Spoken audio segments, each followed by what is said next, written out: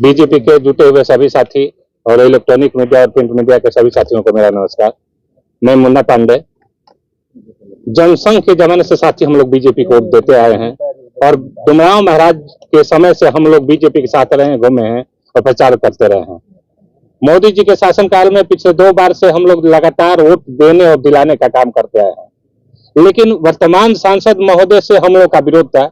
लेकिन जो जीत कर जाता है वो हमारा राजा हो जाता है और राजा को जनता की बातों को सुनना चाहिए।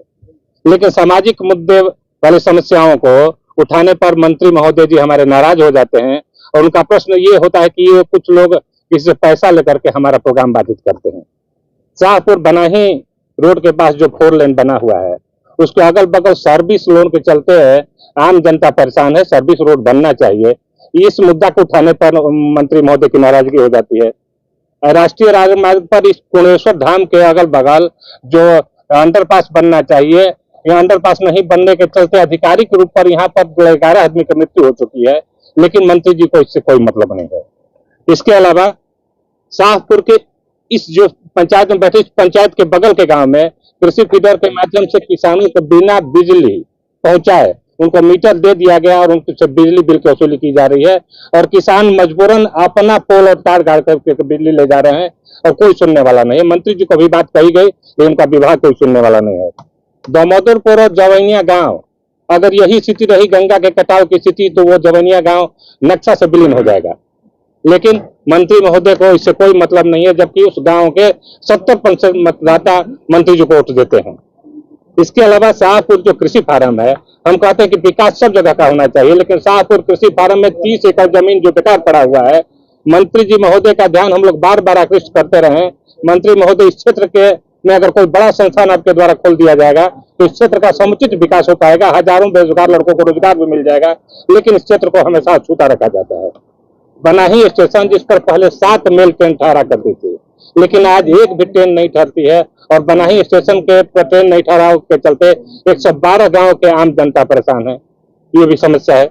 इसके अलावा शाहपुर प्रखंड बस वोट देता है, लेकिन अगर मंत्री जी जो हमारे सांसद जीत कर जाते हैं शाहपुर प्रखंड के लोगों की समस्याएं सुनने के लिए, तो उनका एक सिस्टम होना चाहिए। कोई सिस्टम नहीं है।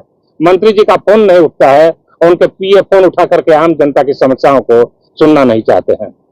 इसके अलावा उपेक्षा तो हुई है।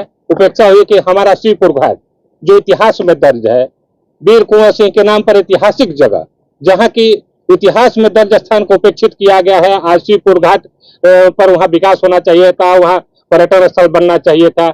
जिस जगह पर बैठे हुए हैं, ये बाणासुर का ये अखाड़ा था और इसके बाद से ये जगह भी पर्यटन के दृष्टिकोण से मंत्री जी का ध्यान दिलाया गया कि इससे बाउंड्री दिया जाए और विकास किया जाए, ये धार्मिक और पर्यटन स्थल भी बन सके। बिहार सरकार की सूची में भी है, लेकिन उस पर भी कहीं ध्यान। तो सवाल ये उठता है कि हम आम जनता की समस्याओं को लेकर के कहाँ जाएं, और मंत्री जी के पास अगर जाते हैं, मंत्री जी उनके साथी नहीं सुनते हैं, तो आखिरकार हम लोग क्या करें। अंत में मजबूरन हम लोगों ने निर्णय लिया है इस बार, चूंकि हम लोग कहीं जा कहाँ सकते हैं, हम लोग मोदी जी के नाम पर वोट देते आए हैं, देते रहेंगे, लेकिन इस बार उनके विरोध में या तो मतदान करेंगे, नहीं तो मतदान करने ही नहीं जाएंगे। हम सभी लोगों की एक राय यही है।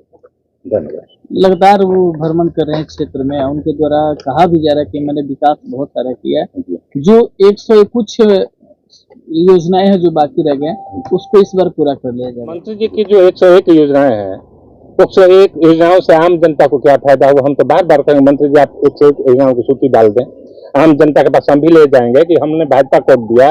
मंत्री जी की 101 योजनाओं से अमुक लाभ हुआ, लेकिन उनके कार्यकर्ता तो योजनाओं की सूची भी नहीं डालते हैं और जो हम अपनी सूची देते हैं योजना को वो लोग रद्दी के टुकड़े में डाल देते हैं। तो आक्रोश तो इससे होगा ही मंत्री जी के प्रति। उनके प्रतिद्वंदी सुदामा प्रसाद भी यही है कि अपना जो भी कार्य किए हैं अभी तक उसका विकास का जो भी उसका सूची जारी की जाए, लेकिन अभी तक इसके जो मंत्री है पहल नहीं कर पा रहे हैं। यही हम लोगों का गुस्सा और नाराजगी भी है, इसलिए कि परिवार का जो यहाँ कर जीत कर चला जाता है वो हमारा मुखिया हो जाता है, मालिक हो जाता है, सेवक हो जाता है। तो हम आम जनता उनसे सवाल पूछने का हमारा हक है, लेकिन सवाल पूछते हैं लेकिन मंत्री जी उसका समुचित जवाब नहीं दे पाते हैं।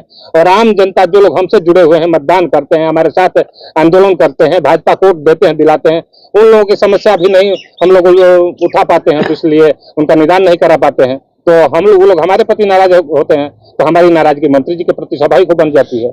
अब वरिष्ठ कार्यकर्ता है बीजेपी के, इस बार क्या सोचे आप लोग? क्या उनके विपक्ष में मत देंगे या नोटा का प्रयोग करेंगे? हम लोग नोटा का प्रयोग आम रहा है, विपक्ष में मत हम लोग नहीं दे सकते, हम लोग भाजपाई हैं, लेकिन नोटा का प्रयोग तो हम लोग कर ही सकते हैं।